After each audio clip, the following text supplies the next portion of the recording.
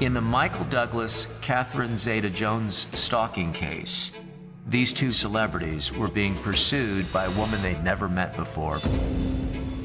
She talks about cutting up Catherine Zeta-Jones and feeding her parts to her dog.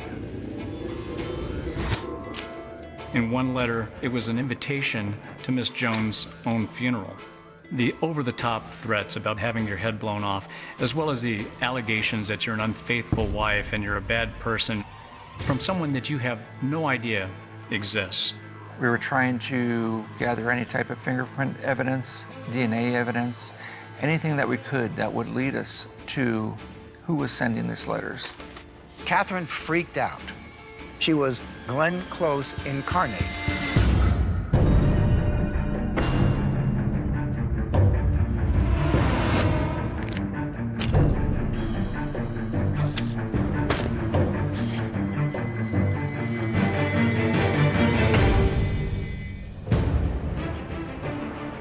June 3rd, 2004. Michael Douglas and wife Catherine Zeta-Jones are Hollywood A-list. They have a seemingly idyllic life with fame, fortune, and success. But the pair are being tracked by a terrifying stalker named Dawnette Knight, who just 8 months earlier began sending violent, threatening letters. Dawnette Knight described various things like the apartment building which Miss Jones and Mr. Douglas lived, described a housekeeper, described various locations that would indicate that there was some surveillance activity.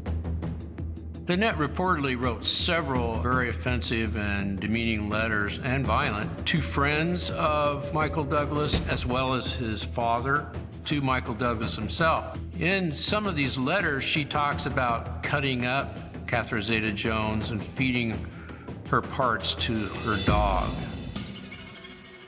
Cut her up in a million pieces, blow her brains out. And it was at that point that Michael realized that this was pretty serious. It was a very challenging case. The letters came in, and we would gather each of the letters, analyze them, and send them off to our crime lab and the FBI's crime lab. We were trying to gather any type of fingerprint evidence, DNA evidence, anything that we could that would lead us to who was sending these letters. Clearly, Miss Knight saw Catherine Zeta-Jones as an impediment to a perceived relationship that she had with Michael Douglas. And if she could just get her out of the picture, obviously she and Michael Douglas would live happily ever after. It was frustrating on our part because all we had were letters. There was nothing else to go off of until the phone calls came into the Amsterdam hotel. We set up surveillances on that apartment, and we saw Donette come and go. We walked up and knocked on Donette's apartment door. She answered. She didn't immediately say anything. She was just, I believe, in shock. Michael Douglas and Catherine Zeta-Jones are being terrorized, threatened with being maimed and murdered by an unknown anonymous letter writer. More than 30 years earlier, the woman who will go to any means to insert herself in their relationship is born. I don't know a lot about Donette's childhood on her upbringing. I believe she was raised by her grandmother, and she was raised in the Florida area. She's a mystery. Little is known about Dawnette Knight's childhood. She came out to Los Angeles in 2003. Other than that, Donette wasn't sharing her childhood, didn't share her years growing up, so we don't know a whole lot about her. While details of Knight's early days are scarce, we do know that she graduated from Lake Mary High just outside Orlando in 1991. Faculty characterized Knight as a friendly and effusive student. I know Donette was going to school at some point, and I believe it was for child psychology, which is interesting that she's getting into the psychology field and she's stalking the celebrity. Along with studying psychology, in court documents, Donette states that at some point her grandmother sent her to nursing school. A person's formative years can offer key clues to the reasons for their behavior in life. There is limited insight available for Donette. Children need a few things. One of the things that they need is structure and predictability. We call it discipline, but it's what gives us as adults the ability to structure our adult lives. The ability to get up in the morning and go to work, to be able to relate to people and maintain long-term relationships. Those are the things that ground us.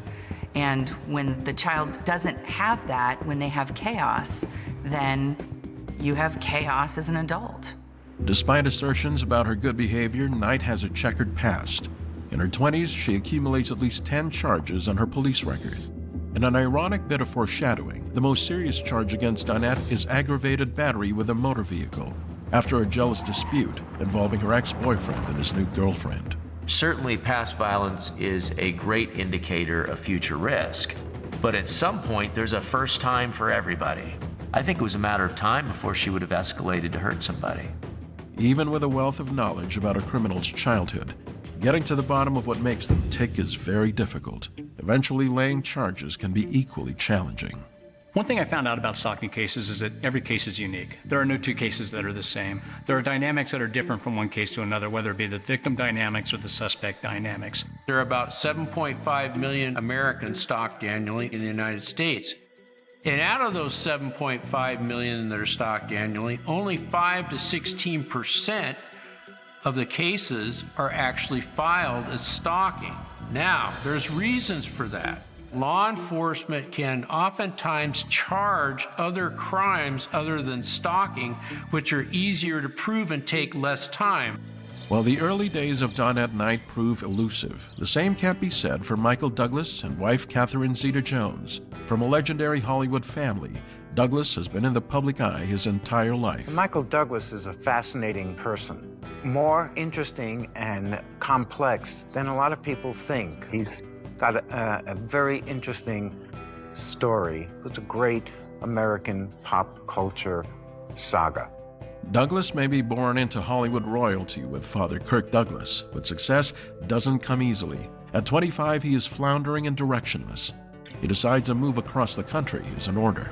While a young Michael is struggling to find his way, the woman who will become his wife enters the world.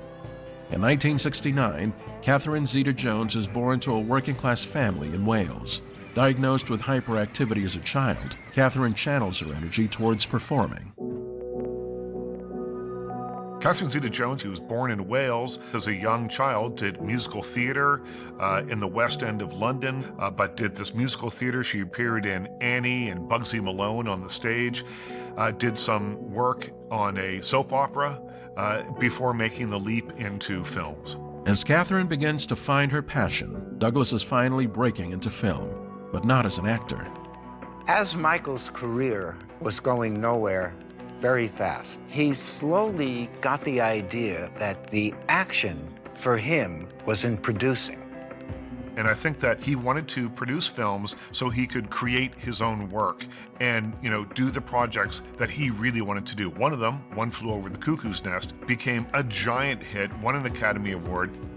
As a young producer, to win an Academy Award for Best Picture, because it's the producers that take that award, not the director, not the actors. And you could tell from that moment that he knew things were going to change for him. In 1977, Michael is working to make movies in Hollywood, but romance comes easier to the notorious Lothario. He marries Deandra Luker, a woman nearly 15 years his junior. Michael's love of younger women is a pattern that will repeat throughout his life. So even though he was married, and even though he had children, wasn't home that much, and he couldn't say no to any good-looking woman who came his way. As Michael struggles to be a family man, he is hitting his stride in Hollywood. From Wall Street to Fatal Attraction to Romancing the Stone, he makes one hit after another. Romancing the Stone was a bit of a change of pace for him. He had made some gritty films. This was just a lot of fun on screen, and they became enormous big hits. Off the heels of a string of hits, Michael Douglas stumbles personally. In 1992, he makes a trip to rehab, but this intervention proves too little too late to help his ailing marriage. In a last-ditch attempt to save his marriage, Michael checks into a clinic. The official word was for, I think, drugs and alcohol, definitely alcohol.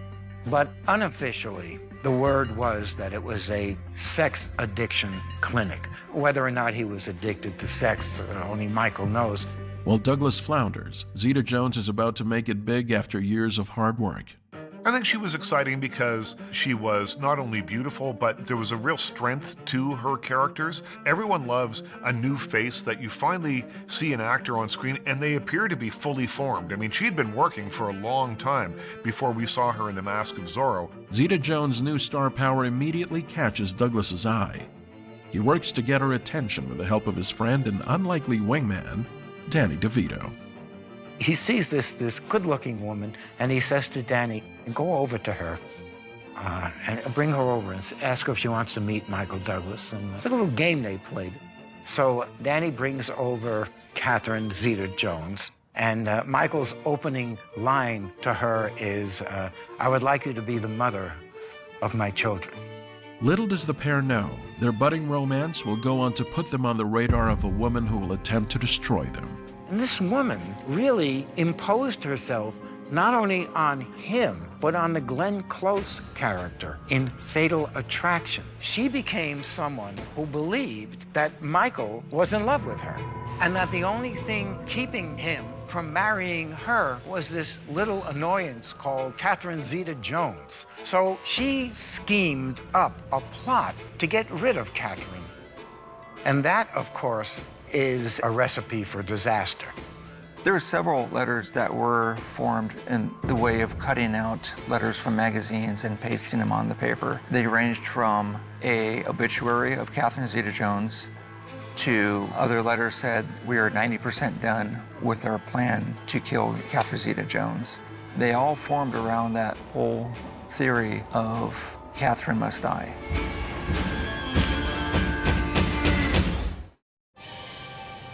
It's March 1999, and an up-and-coming actress named Catherine Zeta-Jones is being wooed by Hollywood A-lister Michael Douglas. It was controversial at the time because there was a 25-year age gap, and that's all that got written about them.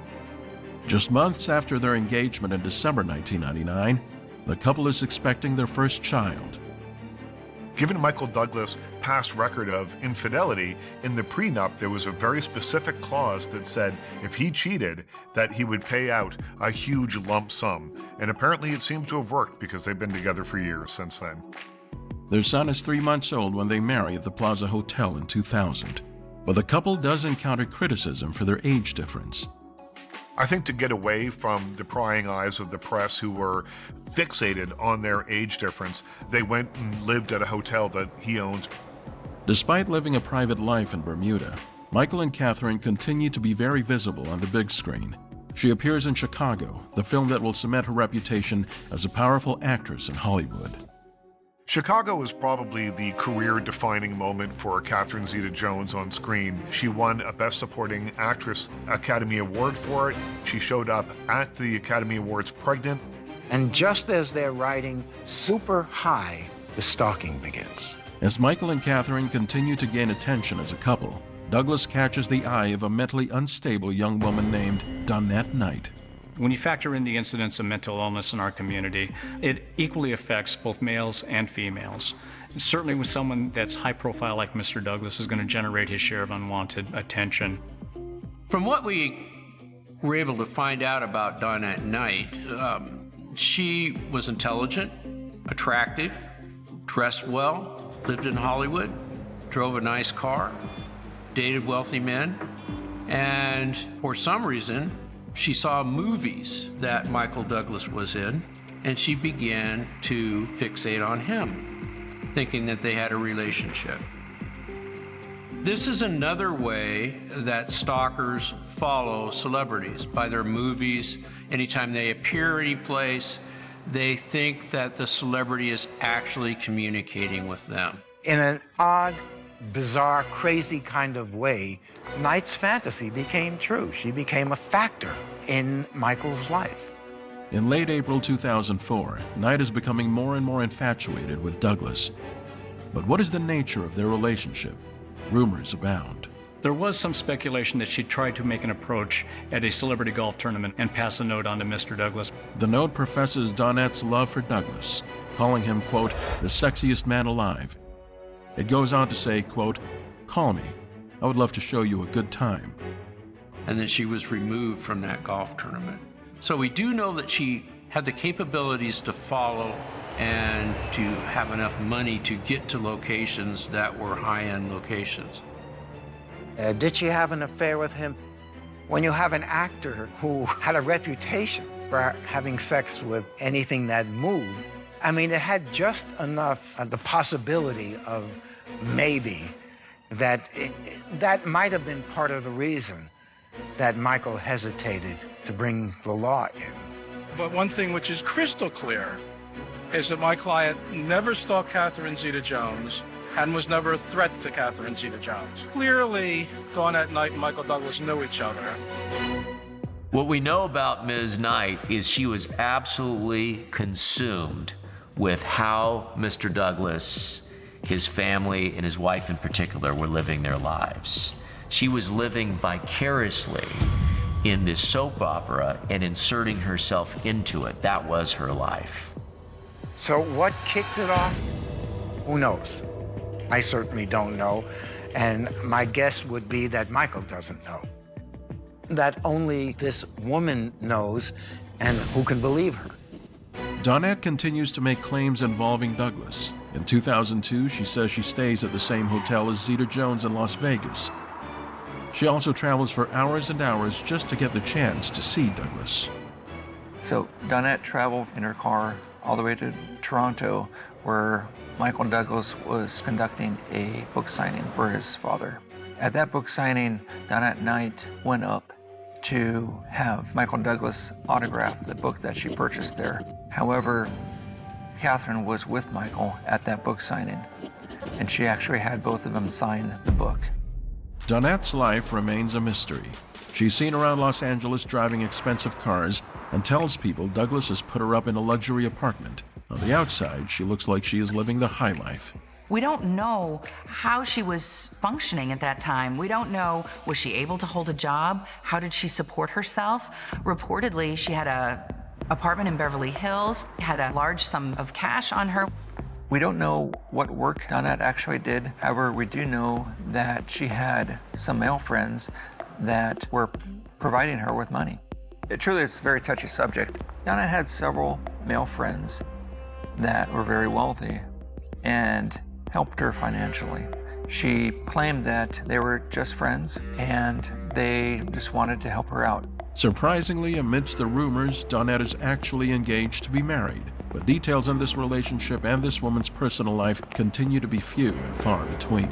You know, Dawnette Knight strikes me as the classic Hollywood gadfly that wears all the fancy clothes and the nice jewelry and has a rented car that they can barely afford so that they can get their foot in the door and rub elbows with the Hollywood rich and elite. But behind the scenes, there's no real substance there. Beyond the cash and flash, Dawnette Knight is coming undone, and the true extent of her delusions are about to become frighteningly clear. When we get through with her, her body will be unrecognizable, or maybe we'll just blow her away so her head and hair look like President Kennedy's. 2004. Michael Douglas and Catherine Zeta-Jones are the definition of a power couple. Douglas comes from Hollywood royalty and earns multiple Academy Awards through his storied career. Zeta-Jones is making her own name, flying off successful roles in hit films like Traffic and Chicago. So Catherine's on top of the world. She's got the recognition of the Academy. The public loves her. She's going to be a mother. Michael is there applauding. Right at that moment, right when everything seems to be perfectly in place, Dawnette Knight enters the picture.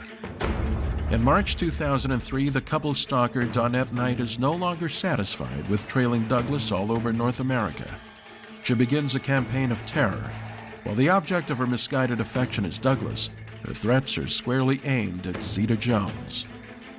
In her letters, Ms. Knight makes reference to the President Kennedy assassination, to the murder of Sharon Tate, who was one of many victims of the Manson family and one of the most violent crimes we've seen in Los Angeles. She talks about Nicole Brown Simpson.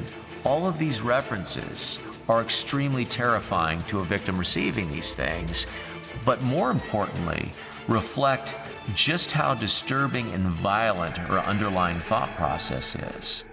Donette reportedly wrote several very offensive and demeaning letters and violent to friends of Michael Douglas, as well as his father, as well as other relatives, and at times to Michael Douglas himself. In some of these letters, she talks about cutting up Catherine Zeta-Jones and feeding her parts to her dog. She wants her removed. We refer to this as a triangle type stalking. So you've got the target that the stalker is going after at the top, and you have the individual in the middle who's in the way of that particular stalker. And so that's why we call them triangle stalkings. And this was terrible for Catherine Zeta-Jones. It was also stressful for anybody that knew that a stalking was transpiring. But as I reviewed the case, I found that the stalker had means. And this is another problem. If they have financial means, they can do other things that the average stalker doesn't do. Keep in mind, though, that when a stalker's in full trim, ready to go, firing on all cylinders, what they do is stalk. They don't do anything else. They don't usually work. Dawnette Knight had fun, so she was able to follow where Michael Douglas went and where Catherine Zeta-Jones also went. The letters and phone calls start coming fast and furious, and one particularly disturbing note, a notice of Catherine's obituary is sent to the extended family. The handwritten pamphlet was threatening in nature and contained personal information on the actress. You know, Ms. Knight actually creates a false obituary for Catherine Zeta-Jones, is talking about the kids, about slicing up her victim. I mean, this material was over the top, disturbing, and was taken seriously as it should have been. This case went for several months, just receiving letters, not knowing who wrote these letters. It was frustrating on an investigative standpoint. When I first read the letters, saw the hatred, saw the violence in the letters, it was very concerning. Letters are arriving from Michael's father, Kirk Douglas, along with Zeta-Jones's agent and a former boyfriend, among others. All these letters go to intimate details about the couple's life. How could a stranger know obscure information about their nannies and the layout of their homes? The way Donette was able to track Catherine and Michael from traveling either to their home in Bermuda or even on set, on location in Amsterdam, Donette utilized the internet. It was interesting the way Donette sent the letters. The letters were addressed to her intended target. However, she wanted to ensure that if that person did not receive them, another person within Catherine and Michael's circle would receive it. She would put another person's return address on that same envelope. Along with letters, the phone calls begin. Bermuda turns out to be anything but the sanctuary the family intended. A phone call came into the Errol Sands Hotel, and it was received by the desk person. The person on the phone threatened Catherine, stating that she was going to kill Catherine. She may have went out to where the Douglases were staying for a period of time. No one knows how Donette is able to so closely monitor the Douglases and track them to an exact location. She would have other information about houses that they used to live in or places they were staying. These are not just pieces of paper. The letters are vicious. Zeta-Jones is the unknowing target of Dawnette Knight's sinister plan. The letters varied from handwritten to cutting and pasting letters from magazines. The letters were to threaten Catherine, whether she was at home. They would follow her where she was on various filming sets. So the letters were meant to convince him that she was a better woman for him than Catherine. And the violent nature of the letters were all about all the things she was going to do to Catherine to get rid of her. Cut her up in a million pieces, blow her brains out. And I think she saw herself as a character in a film with Michael that only she knew existed, and that Catherine was the other woman. Knight is tracking Zeta-Jones's every move. Douglas's half-brother receives a terrifying letter reading, quote, "I guess me and my associates will have to get rid of her before she starts filming in April." Quote, "She'll be dead before she gets ready to blink an eye." In addition to that, we also see letters to Miss Jones and Mr. Douglas's family members trying to undermine her credibility as a faithful wife, speculating on rumored affairs that she had with other co-stars and actors. So she's taken a shotgun approach, all focused towards getting Miss Zeta-Jones out of the picture that would leave Michael Douglas more accessible to Dawnette Knight. Tabloid said that Zeta-Jones was having an affair with George Clooney. That upset her, and she sent letters telling her to stop. After trying to shield him from this harsh reality of life in the spotlight, Douglas's family alert him to the threats. He can now see just how dangerous this situation has become. Kirk Douglas is hoping that the letters would eventually stop and that they would go away. Oftentimes with celebrities, they would get letters from fans, and some would be more aggressive than others, but oftentimes they would just subside on their own. Kirk Douglas reached out to the Sheriff's Department. We went and interviewed Mr. Douglas. He provided us with 12 letters that he had received. The letters were anonymous, but they all had one tone, that they wanted to kill Catherine Zeta-Jones. Initially, Catherine Zeta-Jones was kept out of the picture because Michael didn't want to disturb her, didn't want to cause her issues. There's a lot of thought that went into these letters, not only the making of the letters, what the content that went into them, but she was trying to be careful not to leave any evidence behind, whether it's fingerprint or DNA. With few leads in sight, the LA County Sheriff's Department turns to the FBI for help. They are determined to put a stop to these vicious threats. Despite his reluctance, investigators tell Michael that he needs to inform Catherine of these frightening promises of her violent demise. They need to speak to her about the letters. Catherine freaked out. Those were very emotional, very terrifying for Catherine. Imagine, if you will, being Catherine Zeta-Jones and being on the receiving end of this type of communications. The over-the-top threats about being cut up into pieces and having your head blown off, as well as the allegations that you're an unfaithful wife and you're a bad person, you're a terrible mother, from someone that you have no idea exists. The police are now working feverishly to figure out who is threatening to kill Catherine in a sick and twisted effort to get closer to Michael. But with no leads in sight, Catherine is incredibly vulnerable. This deranged person could show up anytime, anywhere. The actress takes the warnings to heart and increases her security detail. Lurking in the shadows, Donette knows exactly how this story will play out. She went from an anonymous figure to someone who had an identity. And in her movie, the movie in her mind, she's the heroine. And Catherine is the bad woman, and Michael is the knight in shining armor, who is going to rescue her and realize that he's in love with her and live happily ever after.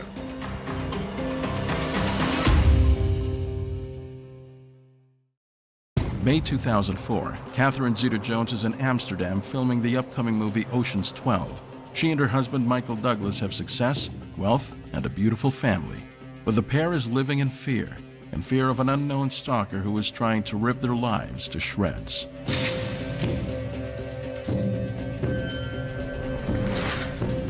It's very unusual for a 32-year-old female to become delusional, to become fascinated by a celebrity or obsessed about a celebrity to the point of sending threats. Dawnette Knight is very different from your typical celebrity stalker that has erotomanic delusions where they believe the celebrity is in love with them. Although Dawnette did appear to have an erotomanic delusion, it lasted for such a short period of time. We also don't know how she was functioning in other areas of her life, which is a big deal when we're trying to figure out what is her diagnosis. The situation is quickly becoming dire. With her encyclopedic knowledge of the entire Douglas family, Donette has already proven she can strike at any moment. While Zeta-Jones is in Amsterdam filming Ocean's 12, the stalker somehow manages to track her down at her hotel. The front desk receives several terrifying calls saying, quote, "We know she's in the hotel, and we are going to kill her." Zeta-Jones takes swift action. She quickly increases her number of security from 1 to 4. The team takes these threats very seriously. Jones is protected by a bulletproof shield wherever she goes. She didn't know who was there, if this person was on the streets watching her film, When she was filming, they tried to keep the crowds back further. However, at the same time, she has to allow a certain amount of access to the public, to her fans. With Zeta-Jones and Douglas living in constant fear for their safety, the LA County Sheriff's Department is determined to track down the unhinged, dangerous person responsible for these threats. Catherine was in fear for her life. She truly was terrorized by these letters. She changed her way of life. During the investigation, she was terrified of these letters coming in. Someone wanted to kill her. Yet, because she had to continue to do her job, and her job is being a celebrity, she's an actress, she had to go out into the public, which is terrifying. Donette has been meticulous in her efforts to elude police, but she has finally slipped up. Now investigators have a solid lead to run down. The first 2 phone calls that came into the Amsterdam hotel were made from one calling card. That calling card was only used to call the Amsterdam hotel, and it called from 2 separate payphones in the Beverly Hills area. The third phone call that came in 2 days later to the Amsterdam hotel was made from a different calling card. After months of violent, threatening correspondence and psychological torture, investigators are hot on Dawnette's heels. Donette made a mistake with that calling card, however. She used that same calling card to call from her apartment to family living in Florida. So we wrote search warrants, obtained the information from the calling card from the phone number of her apartment, which then gave us the address of her apartment. We set up surveillances on that apartment, and we saw Donette come and go at that time. However, it wasn't a clear cut of, yes, this is the person that sent the letters, this is the person that made the phone calls. Police observed Donette's tactics, depositing the letters at various street mailboxes. I believe that Donette did this attempting to conceal her identity. She didn't want to go into a post office where she knew that there would be cameras. Detective Wagner and his colleagues are putting the pieces together and working furiously to ensure Donette doesn't slip through their fingers and follow through on her terrifying threats. The more he rejected her, the more desperate she became in her letters, in her fury toward Catherine, in her insistence that he was going to be hers. So if you don't stop that, it could lead to some dangerous and dark circumstances. You don't have to actually kill someone for criminal threats to be valid, but you have to have the capability of being able to carry out the threat. Luckily, investigators catch a break. Several days into the surveillance, I received information from the FBI's crime lab that they were able to identify 10 fingerprints on 2 of the letters that were sent to Kirk Douglas. The FBI was able to identify the fingerprints as the fingerprints of Dawnette Knight. Once we made confirmation that that was Donette's fingerprints on the letters, we had confirmation that a calling card was used by Donette, the same calling card that was used to make the threat in Amsterdam. We knew we had enough to place Donette under arrest. After months of terrorizing Catherine Zeta-Jones and Michael Douglas, Donette's letter-writing campaign looks like it is finally over. June 3rd, at approximately 8 o'clock, we went and knocked on Donette's apartment door. We were able to make contact with Donette and advise her that we were conducting the investigation and that we needed to talk with her back at the station. Donette knew exactly what we were talking about. At that time, she didn't want to talk about the case. She acknowledged who we were. She knew what we were there for. We were able to take her back to the West Hollywood Sheriff's Station and conduct an interview. Donette did make one statement when she exited our car. She was emphatic that this was just a prank. She was scared, she was apologetic for it, but she referred to this whole situation as just a prank. I don't think she really thought she was going to be caught. A search of Donette's apartment reveals a massive stash of research, binders full of materials containing every shred of information on the couple. Now, Dawnette Knight is finally in police custody and being held on $1 million bail. But this case is far from over. In July of 2004, court proceedings begin. With her violent past, Donette is seen as a serious threat. She is handcuffed to a chair while the targets of her blind rage testify at the preliminary hearing. Douglas tells the court that his wife, quote, felt like a marked person because of the threats. Even though we're at the court, the person that wrote these letters was arrested. They still terrified her. The decision to have Catherine testify in this case wasn't an easy decision. In a preliminary hearing, oftentimes the investigating officer will testify for the victim. In this case, the district attorney wanted to put Catherine on. I don't like to have the victim go in front of the defendant. In a way, you're victimizing your victim again. Courtroom illustrator Mona Schaefer-Edwards has the front row seat. I was struck by how Dawnette looked when they took her out into the courtroom, and she was handcuffed. Her hair was very unkempt, and she was already crying. I think that she realized the severity of it as coming into the courtroom, and it was a full courtroom, and everybody was staring at her. So, it started off with a bang, actually. Pretty interesting. As in most celebrity stalking trials, the pinnacle comes with the victim's testimony. When Catherine Zeta-Jones took the stand, she just took over the trial. And you could have heard a pin drop in the courtroom. She just reigned. She was very angry. She was looking at the defendant.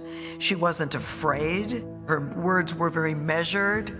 And she was very mad, like cold, icy cold. Same thing with her husband. He glared at Dawnette Knight. Very clipped answers, very curt. Didn't give her the benefit of seeing how upset he was. He put on a very good face of anger rather than being afraid. In a subsequent statement, Zeta-Jones will address Knight directly, stating, quote, "You will never be famous. You will never be infamous. You were just a criminal." There was a total intrusion into their lives, and they were not going to put up with it. The hearing showcases the prosecution's strong case, but before things can proceed, there is a delay after Knight reportedly overdoses on barbiturates. Donette's fiancé addresses reporters outside the courthouse. It's been hell. I cannot lie. I was totally shocked. The details are a little unclear about Dawnette Knight's supposed suicide attempt. She was in custody, she was in jail. It doesn't seem likely that she would have access to too many pills. Reportedly in court, I believe it was her attorney that said she took 2 pills. She could have quite easily gotten 2 pills, either not taken 1 dose and saved it for the next one. Knight tells the court she suffers from depression. She is evaluated, and it's ruled she suffers from a delusional disorder. Despite the diagnosis, experts rule that Knight is fit to continue the proceedings. But will the powerful testimony of both Zeta-Jones and Douglas be enough to secure a guilty verdict? Having handled a number of investigations involving obsessive individuals, with this type of aberrant, over-the-top behavior, it's hard for me to imagine that Miss Knight is just going to stop doing what she does and go away forever.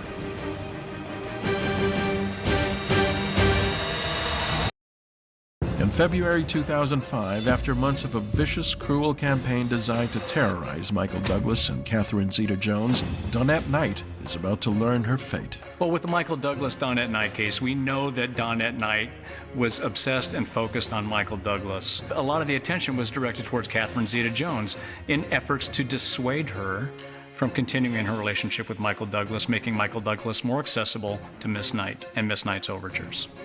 There is little explanation for Knight's extremely violent, extremely threatening behavior, countless horrifying letters and phone calls. A doctor tells the court Knight possesses a high degree of criminal sophistication when attempting to cover her tracks, and a high potential for dangerousness. We do have something called brief psychotic disorder. Brief psychotic disorder is typically brought on by a very stressful event. People can be acting in a very bizarre or disorganized manner, which fits with Dawnette's case. These delusions in brief psychotic disorder only last for 4 weeks. Can it last for 8 months? Possibly. We don't have good research in this area. Knight's stalking runs from January 2003 to May 2004. She is facing charges of 1 count of felony stalking and 24 charges of making criminal threats. These are serious offenses, And with letters and phone call records, the prosecution seems to have a strong case. Even though this stalking occurred in a short duration of time, there was volumes of very vile, very threatening communication from Miss Knight. And that in and of itself is a crime. She became increasingly violent in the letters, threatening to cut him in a million pieces, to do what had been done to John Lennon. It seems that Knight is realizing her case may be unwinnable. She agrees to a deal, pleading guilty to the stalking and threat charges. In exchange, the prosecution drops 21 charges against her.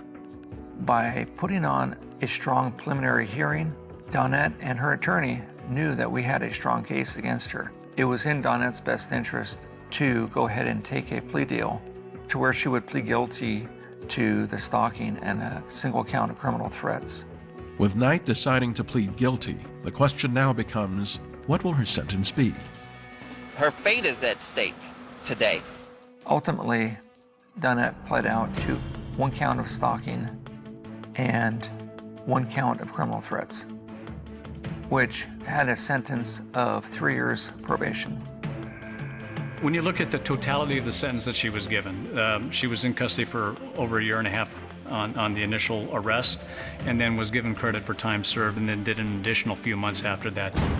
I think that's fitting for this type of charge, given the fact that many of the criminal threat charges were dismissed, and she was convicted on the 1 count of stalking. I think the important thing that we wanted was the court to mandate that Donette seek psychological help. She received the counseling that she would need.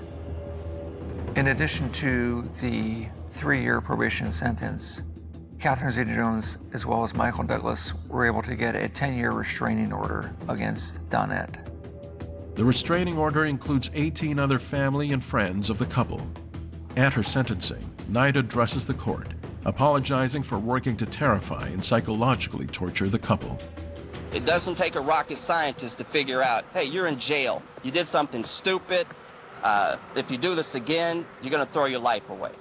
She was crying. She was embarrassed, deeply, deeply touched by the things she had done, almost like that she was a different person before.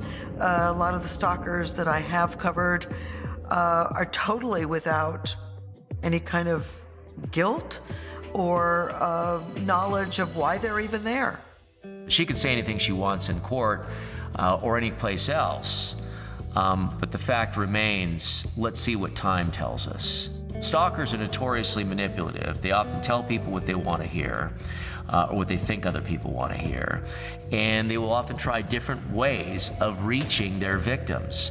There's no word for where Knight is today, or any updates on the expired restraining order.